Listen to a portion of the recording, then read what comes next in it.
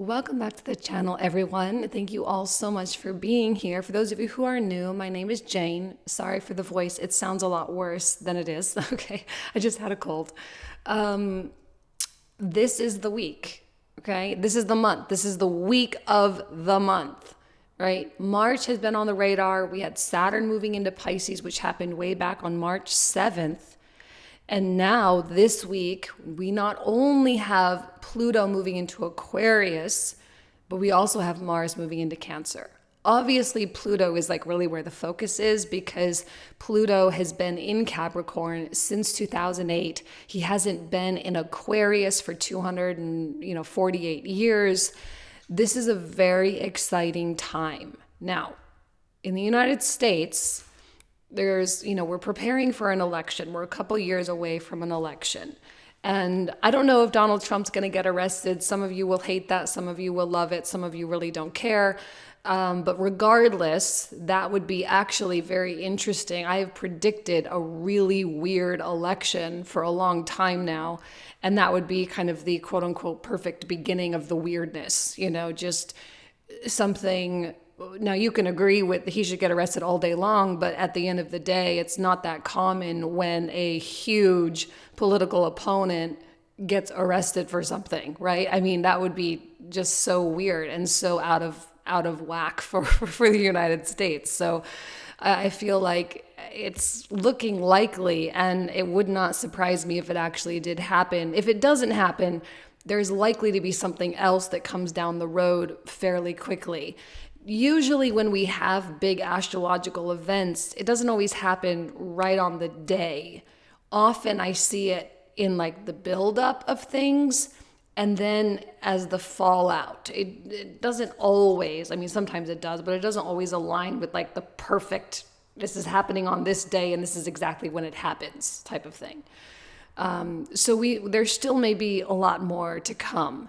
But this is going to be the introduction of a very, very strange election cycle for us here in the US. And for us as individuals, I think many people are just over it. And we're over not just politics, but like just a lot in life. Aquarius really represents us going beyond our normalcy, going beyond our known world, expanding, pushing, growing. There's still a restriction with Aquarius, though. I always equate this to like technology. I remember hearing once that George Lucas, the Star Wars creator, he started with episode 4. He started with episode 4 because he said, well, I can't do episodes 1, 2, and 3 because we don't have the technology to do what I need to do yet.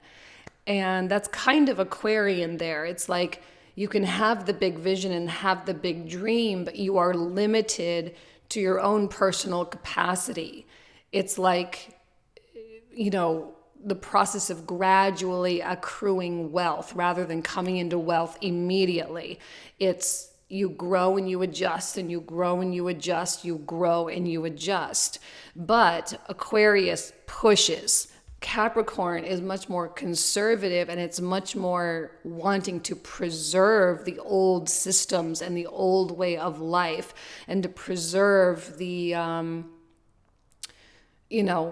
what has been functional. But Pluto coming in says it might be functional, but it's not appropriate for where the future is taking me. And this is going to be a time when many, many people, especially those who are aware, who are in touch with their bodies and their spirits and their souls, this is a time when you're really going to think about, I can't keep trying to get those things by doing the same things I've always done. And this is kind of a little side thing, but I actually think we're going to start seeing some revolution, quote unquote, in the manifestation and new age spirituality. There's going to be a lot of like a new information, a lot of new wave of that type of stuff to help people even that much more, to help people align better. I feel like sometimes that manifestation stuff can get really delusional. And I think Pluto through Aquarius is going to be a little bit better at like making it more usable, if you will. and making us or helping us to align more wholly with a much, much, much more fulfilling purpose in order to help us manifest our ultimate lives. But anyway, that's big picture type of stuff. I mean, that's not going to happen all this week, but this is the introduction. Now, remember, Pluto is going to be in Aquarius for 20 years. So this is the long haul we're in here for. And we're just getting a little bit of a taste this week. Okay. In the months to come, as Pluto just barely dips in. I don't even think he hits that first degree of Aquarius before he retrogrades back into Capricorn later this summer, or this spring, or late spring, early summer. Okay. We also have Mars coming into Cancer. Mars has been in Gemini since August, and he retrograded here. He spent a lot of time here. Gemini is a masculine air sign. I like to equate this of being on the street and just running. It feels normal. You can run. There's not a lot of resistance there. Boom. Soon as Mars comes into Cancer, it's like you're trying to run in the ocean. It's a completely different environment for Mars to be operating in. He slows way down here. There's no ignition. There's not a lot of fuel here for Mars, okay? This is Mars' sign of detriment, okay? He's exalted fall. He's exalted here in Capricorn. He falls in Cancer. Now, in traditional astrology, there's some, he's in a nocturnal sign. Okay, fine. I get that. But he still is not necessarily in his ultimate strength, all right? But he does kind of bring you into contact with your heart. And he helps you, because Mars in Gemini is so cerebral. It's thinking and logic and figuring things out and solving puzzles and trying to map new roadways for yourself and new paths and new strategies and all types of different things. It's not what he does in Cancer. In Cancer, he's like, okay, now you've done all this stuff since August. How do you feel about it? Really, how do you feel? Sometimes when we initiate things during a Mars retrograde, or maybe not even during a Mars retrograde, but just Mars in a mutable sign in general, Pisces, Gemini, Virgo, or Sagittarius, it's not always the place where we land and stick. It's like we land and then we adjust later on, okay? And so there are going to be a lot of revisions to the things that you've initiated over the past 7 months. Mars through Cancer is the beginning of that adjustment. How do you feel about it? How does your heart feel? How does this impact other people around you? Cancer, moon ruled, it's connected with the mother archetype.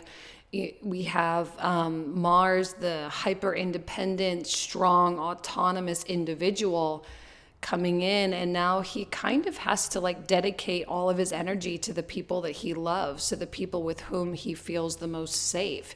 He has to take care of other people. He has to allow other people to take care of him, and especially if you do get worked up about world events and you get stressed about politics or whatever, if you watch the news too much, this is probably going to be a time where you're going to want to just really disconnect and not really pay attention. First of all, there's not a lot of control that you have right now, so it's better to just not get worked up about it. I was never a big news person ever. Even when I was a young kid, I always was like, they're lying to me. They're lying to me. It's not real. My mom was like, you're crazy. I'm like, no, they're lying. Even if it was just about a car accident down the street. I was such a conspiracy theorist way back then. I mean, what kind of still am, but you know what I mean. But then never paid attention to it. And then 2020 came and I was glued to the news. And ever since then, I'm like, man, this is so toxic. I have to get away from this. It is so bad. This is why I never watched it. I never really enjoyed the way it made me feel. So if you are someone that pays attention to the news and just current events in general, and there's going to be a lot of stuff going on, Mars in Cancer is like, just stay out of it. Stay out of it. Let the people who are involved deal with it, because it's so stressful. And for the sake of your well-being and for the sake of your manifestations and for the sake of just you living a good life, you don't need to be here. And I think this is one of the kind of new earth, this is where I believe that new earth really comes into play, where you sort of can create your own quote unquote utopia. And you do that simply, I'm not saying to stay ignorant, I'm not saying to ignore or deny things, but also to curate your life so specifically that you don't get affected by what's going on out there beyond your realm of control, okay? We also have Venus coming into this conjunction with Uranus this week. We will talk more about this next week as well. Now, some astrologers say the 8-degree mark. Some people say it's the 10 degrees orb away from a planet when a conjunction really starts to happen. Technically, Venus is at a 9-degree orb, so it's kind of in that weird area.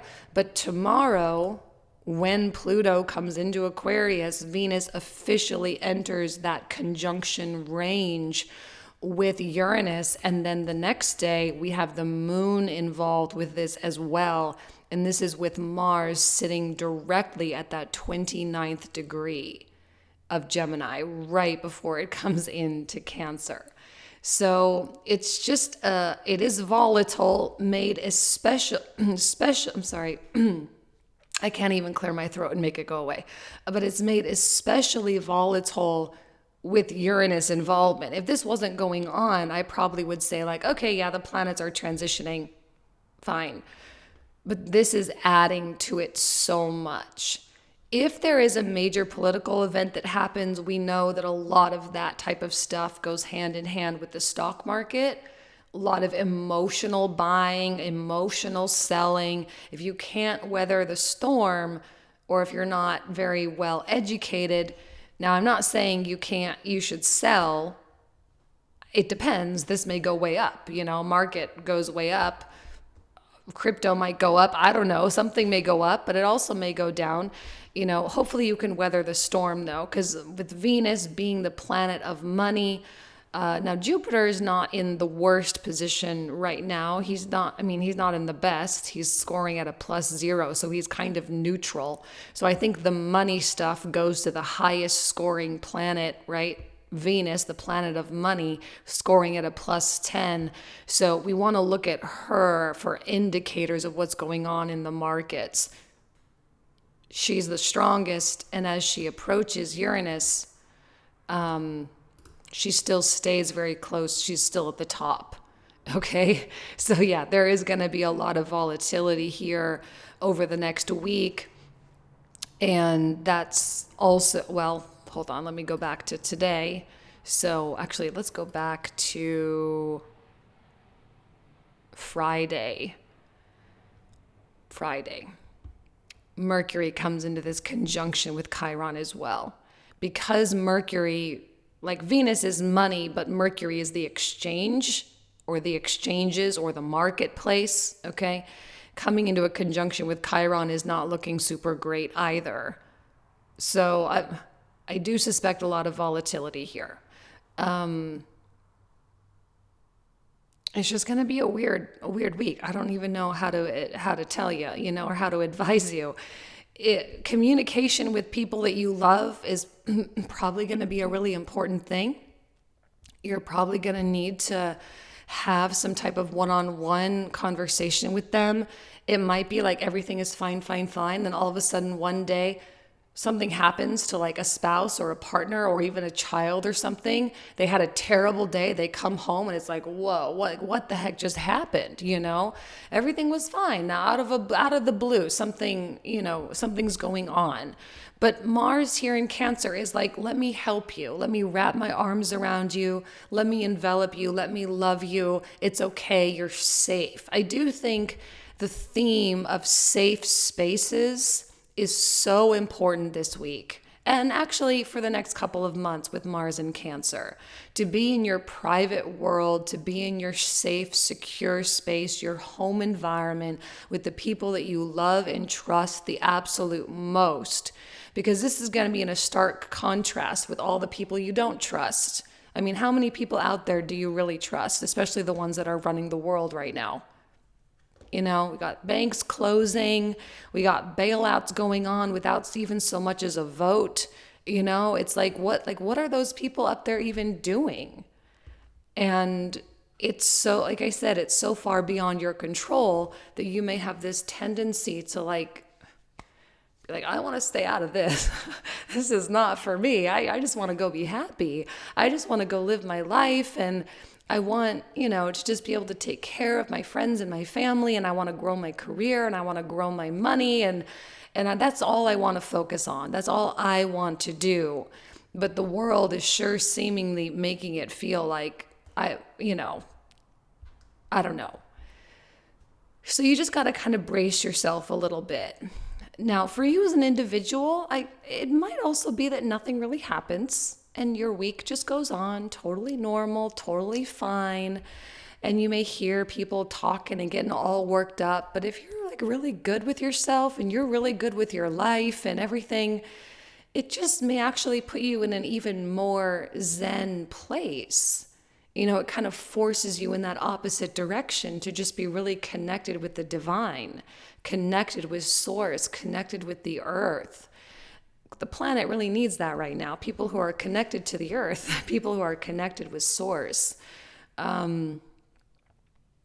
We're the reasons why the world is not flying off the rails right now.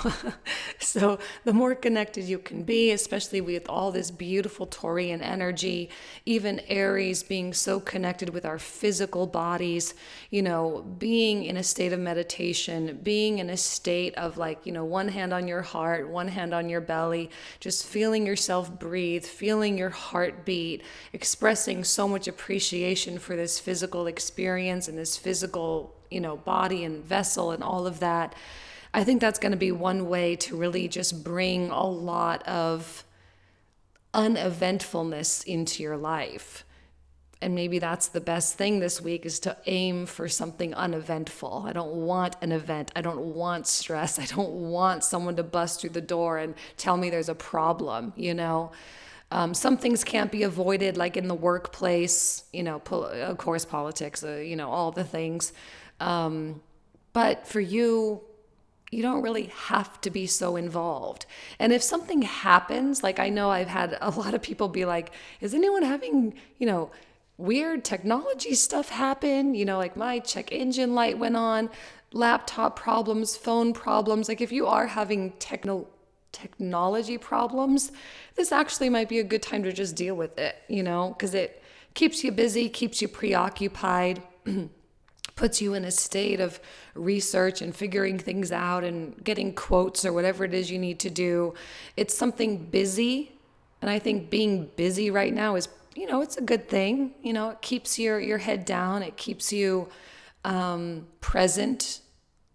That's always good. And just kind of let this week sort of pan out, observe from a neutral place, no judgment. Nothing is really good or bad. It's just kind of happening. And that's it. Okay, let's make it easier on ourselves. We just had that new moon in Aries. And as the moon comes through this week, it's going to be making its way through Gemini as well, through Sunday and Monday, and then on into Cancer and rulership with Mars. It is a waxing moon, so it is building in energy. So I do feel like Sunday and Monday of next week will also be very highly energized. This will be in a trine with Pluto as well. So there's this whole new wave of air energy that's going to constantly be in the chart now with Pluto in Aquarius. We're always going to have the air energy activated. I'm sorry. And so whenever we have air sign transits through Aquarius, Gemini, and Libra, it's going to feel that much more high vibrational. There can be a lot of really positive things that come from that. But if you're not in that state of mind, it can also be very irritating as well. But it is high energy nonetheless. And I think we can all be grateful for a little high energy for us as individuals. Okay? Kind of a short and sweet reading this week. I know there's a lot going on, but it's just kind of, it's just more about staying out of it. Okay? All right. Thank you all so much. You guys know I love and adore you. Have a great week, and I'll talk to you soon. Take care.